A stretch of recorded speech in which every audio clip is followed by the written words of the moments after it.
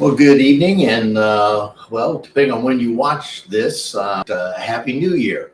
And I'm glad that you've connected with us on this particular night. This is Saturday, the 31st of December, last day of the year. And so we again want to say to you, Happy New Year. 2023 is literally just around the corner. And glad that you've connected with us this evening. We're beginning a new series for the new year. It's simply entitled Focus. And this series will highlight the essentials of life for which a person should be focused.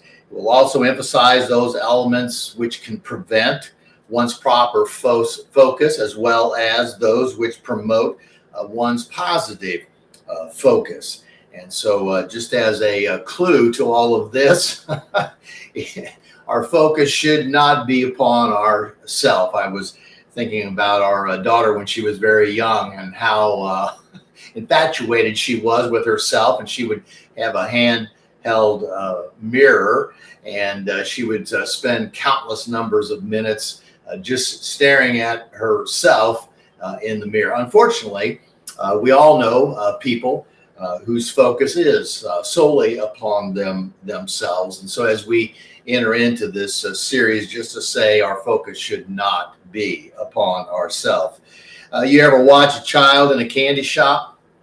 Whatever quantity of money they possess, they have extreme difficulty focusing on which candy, what particular candy to select. Capability to buy isn't the challenge. It's the choice, it's the choosing.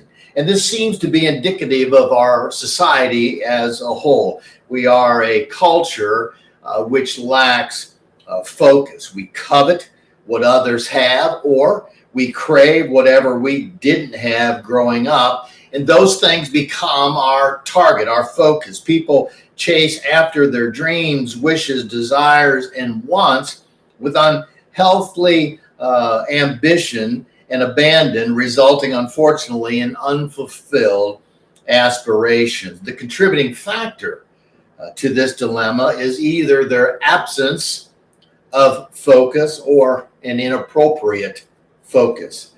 We have a young lady in our community of faith who went deer hunting with her dad last year in 2021. And bagged her first deer. She was so excited, so thrilled. They went out again this year, and she shot a really nice buck. This, in case you were wondering, is not her. In fact, her deer was much larger. But for her hunt to be fruitful, she had to remain focused on her target, her objective, her goal. For a life to be fruitful and fulfilling, it must be focused on the finer facets of life. For instance, the dog who chases after a passing car is never going to be satisfied, but they discover quickly great contentment when they settle down at the feet of their master. Very important that we understand the same principles. God's word explains it in this manner. To the prophet Isaiah, he records, "He who walks righteously and speaks what is right, this is the man who will dwell on the heights. His bread will be supplied and water will not fail him." The essence of life. Jesus said it another way: "Seek ye first the kingdom of God and his righteousness, and all these other things shall be added unto you."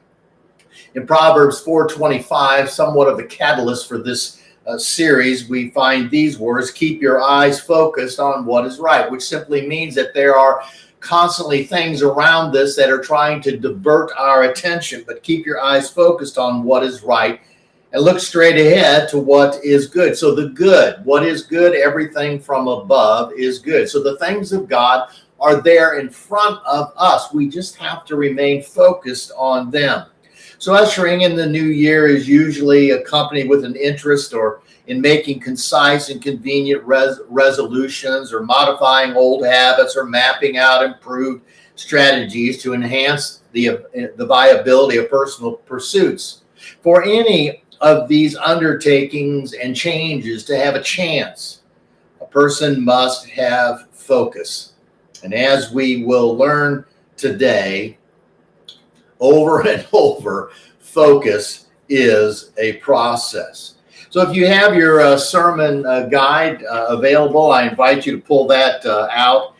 We won't go into any depth on some of these things because they are there in front of you. But in that sermon guide, you'll find the trustworthy tools for finding focus. The first one directs you to reflect. That's one of the tools. Paul wrote, look closely at yourselves. Test yourselves to see if you are living the faith. Besides God, you know yourself well. You know your inner thoughts, your inner motivations. You know what truly is happening behind closed doors, behind the scenes. And so the first tool in the toolbox in developing your life focus or enhancing or becoming more focused in your life is to reflect. Secondly, in the tools, the trustworthy tools, it calls for you to evaluate. Peter said, the more you grow like this, the more productive and useful you will be in your knowledge of our Lord Jesus Christ. The third tool requires you to adjust. Again, Paul is writing and he says, but examine everything carefully. In other words, don't be rushed. Don't just zip through this and say, oh yeah, I'm fine. That's kind of the way people respond in our culture. You ask, how are they doing? Oh, I'm doing fine. And so what Paul is advocating, especially as we consider developing a focus for our life, is that there will be adjustments. You will need to examine everything carefully. But lastly, and probably the most important trustworthy tool, is that you engage in prayer, that you communicate with God. Ask him to show you the path where you should go. Now, if you would look at these, it's REAP. And as Paul wrote in Galatians 6:7, he emphasizes, and so do we in this series, that we reap what we sow. We reap what we sow. That's true in farming. It's true in your faith. We do reap what we sow. So in your sermon guide, there are a couple of truths which are paramount to this process. There's that word again. We're looking at the focus as a process of developing a focus. First of all, God has the prevailing plan. It is always his plan that will succeed. It will stand forever. But you understand the great truth. You have a particular purpose. You have a place in God's plan. You're living out your life, hopefully. You're desiring to do the things that God desires for you, that you delight in God's plan and in God's will. But God has placed each of us in a particular place as he desires. So there is a process to finding or determining one's focus. You understand that fact. You may even accept that fact. The question I want to address tonight is, how does a person progress this process along? Because it's not merely mental. There's a spiritual. The most important aspect, it is the spiritual element to our life. So I invite you to turn into your Bibles or pull up your favorite Bible app, 1 Samuel chapter 9, and we're looking at verses 2 through 7, because Saul is an example of someone who lacked focus in their life and therefore encountered numerous hardships because of that deficiency. So finding your focus is a process. It is a process that is presented by Paul, interestingly enough, in the New Testament, Galatians chapter 6, verse 4 and 5. Again, that is in your sermon guide. But he says, make a careful exploration of who you are. And so he has sequentially those things, Paul does, as he's writing to the Jews in Galatia, but he's outlining for them what we're going to be talking about and what we're going to be observing in the life of Saul out of the Old Testament, what you and I should be undertaking in our own lives in 2023. And so he says, Paul writes, Galatians 6, verse 4, make a careful exploration of who you are. The world, I think you would understand this readily, is incredibly adept at labeling people.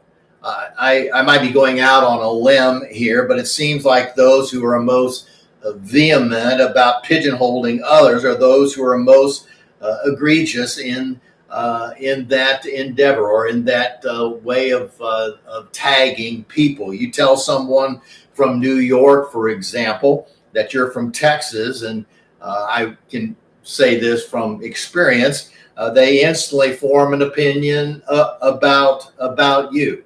And so, again, a lot of things that we find in our own lives, but people have a tendency to label us as if they actually know us. So as you're engaging in this process of developing and refining your focus for life, understand that what might identify you doesn't necessarily define you. And unfortunately, individuals give great credence to what others think about them. In other words, there is this tendency for us to live according to the opinions of those around us. And while that can challenge us to be more or do better, it typically cripples our estimation of ourselves and causes us to live down to the viewpoints of those around us. As one person wrote, other people's opinions of you does not have to become your reality. In the case of Saul, looking at 1 Samuel chapter 9, verse 2, we find that this was what characterized him. And he had this is Kish, Saul's father. He had a choice and handsome son whose name was Saul. Notice they didn't say his name was Saul, and he was. So what they had been labeled, or how he had been labeled, is that he was a choice and handsome son.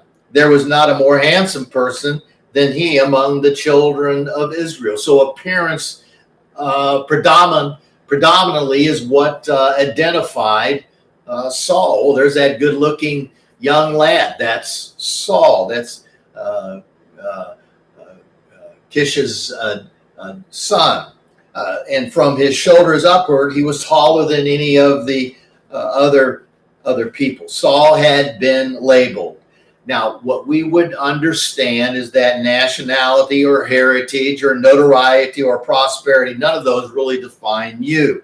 How God created you is what defines you. In the Psalms, it says, God created my inmost being. You knit me together in my father's womb. I praise you because I am fearfully and wonderfully made. Your works are wonderful. I know that full well. Growing up, there was a young man that was a part of my class and a part of a lot of the things that I did. He was a little bit taller. He matured and grew quicker than the rest of us, but in many ways, you would say he was raised with a silver spoon. And because of his size, there were many opportunities afforded him that was not afforded to others. And unfortunately, he never learned how to the essence of how to strive, how to set goals, how to work for the things that he was receiving. And it eventually, in his career, caught up with him, unfortunately. So what we realize is that in Saul's life is that he was labeled as a handsome young man, and he was tall. He was bigger than anyone else. Second, we find in Galatians what Paul was writing, and he says, not only make a careful exploration of who you are, and the work you have been given. Now, to this, we say that when you're sitting down and you're working through this process of developing and finding your focus in life, activity doesn't always equate to productivity. There are people with good paying jobs that simply shuffle papers all day long. And it apparently, in many cases, pays very, very well. Their motto would be, well, why do today what I can put off until tomorrow? So for Saul, we find that now the donkeys of Kish, Saul's father, were lost. So multiple donkeys, but the same situation. The predicament is that those animals that were necessary for Kish to do the farming and do the work that that his wealth had allowed him to have, they were lost. So Kish said to his son Saul, "Take now with you one of the servants and arise, go search for the donkeys." And that becomes an important part in what we're looking at in this series. Is his directive from his dad was to go search for the donkeys. Now, what we find in the verse behind that or after that is where Saul searched, and it was not a broad scope. It was very confined, more so what was close to home and really what was more convenient. And so he went through these different areas and eventually passed through the territory of Benjamin, but he didn't find them. So what was happening is Saul was simply going through the motions, but he wasn't being productive. And that's because he had no focus in his life. You, as you are working through this process, need to realize that activity does not always equate to productivity, not only in the process, but in the things that you're doing in your life. Just because you're busy does not, again, mean that you're a blessing in God's kingdom work. Paul then says, again, Galatians chapter 6, not only make a careful exploration of not who you are, but the work you've been given. And then after you've done that exploration, then sink yourself into that. Give yourself 100%. So what we want to realize during this process of finding our focus in life, it's not about how you start in life, rather how you finish. So many people in our culture seem to consider their past more than their possibilities. They don't realize the potential that they possess as a child of God. Yes, we all have had mistakes. We've all had things that we wish we could put up a sign that says do-over. It doesn't happen that way. But just because you make a mistake in your past, it doesn't mean that you're not a person of value and significance. So again, it's not about how you start the race, rather how you finish that. I told my daughter this growing up countless amounts of times. And so when she was in middle school or junior high, depending on where you are, she was, because she played sports, everyone in the school who played in a sport had to also run track. Probably the only way they could field, no pun intended, a track team.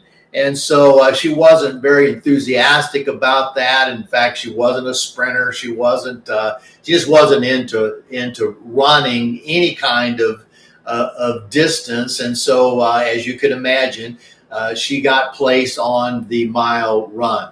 And so we went west of here through 82 out of Texoma. You go west, cross over 35, and there's a little town, really quaint town, German town called Lindsay. And so there was a track meet there, and so my daughter, toward the end of the track meet, they line up all of the kids, and they're getting ready to run a mile, and so they shoot the little starter gun, and off they went. And it wasn't long before Rachel was at the very back of the pack. It wasn't even a pack. They were all stragglers. And so they kept going around 4 laps around the track. And so at the end of my daughter's run of lap 3, the leader, who was now on lap 4 and about to finish the race, was about to pass her. And something inside of her clicked, and I mean, she took off in a full sprint. She sprinted around the whole last leg, and the people who were sitting around us kept, well, who in the world? Look at that person go! And years later, I was talking with a gentleman whose daughters actually went to the same school, and somehow we got onto that conversation, and he mentioned, yeah, you remember that race and that girl that just in that last lap and just took off in a dead sprint, and she was passing all of these other people, and so she finished about in the middle, but she saved all of it to the very end. And I said, yeah, that was my daughter. And so it's not how you start, but rather how you finish. So Saul had been out looking, and they finally came to the territory where the clan of Suph lived, and Saul says to his companion, let's go back home. And he says, if we don't go back soon, my father will stop worrying about the donkeys and start worrying about us. Now, what we realize is that good intentions aren't enough when it comes to life of focus. You won't find focus by mere lip service. Saul was ready to pack it in and go home. Worry was merely his excuse for heading back. Excuse-itis, as one person says, is the disease of failures. And the reality is that Saul simply did not have his heart in this task. It was not his focus. He wanted to get back home. He was merely going through the motions. Paul writes, don't be impressed with yourself. Don't compare yourself with others. Wow, how often we find ourselves falling into that trap. But here's what we need to understand as we're processing through and trying to find our focus for life. God is the only source for guidance. And to add to that, he is the only standard of excellence. In Proverbs, it says, the way of a fool seems right to him, but a wise man listens to advice. Saul was wanting to head home, and I believe that he was heading home when suddenly his servant declares to him, behold, there is a man of God in this city, and he is a man that is held in honor. All that he says comes true. Let's go there. Perhaps he can tell us about the journey on which we have set out. Now, I'm just surmising Saul was not real happy, but he couldn't deny the reality that this man of God was close by, and that this man of God, who we know to be Samuel, was a person who spoke the truth. And so what we begin to realize is that God is the only source of our guidance. Don't go to your friends. Don't go to your parents. Don't go to your spouse. Don't go to your children. Sit before God. He is the source, the only source for true guidance. And then we see Paul's directive in Galatians chapter 6. Each of you must take responsibility for doing the creative best you can with your own life. So the last thing that is a part of this process as you're working at finding your focus in life is that you give your best and then you trust God to do the rest. God never asks you to do it or go it alone. Most climbers that go up and scale mountains or climb and go hiking have a companion. And the rationale is that two are better than one. And in the Old Testament, Ecclesiastes, it says there, again, give your best and trust God for the rest. But it says there, two are better than one because they have a good return for their labor. If either of them falls down, one can help the other up. So a little trust in God will go a long way with God. It is, in fact, the catalyst for his intervention and assistance in you making progress with this process of determining your focus for your life. Now look at look at Saul's response to the servant and to the accuracy of what he had suggested.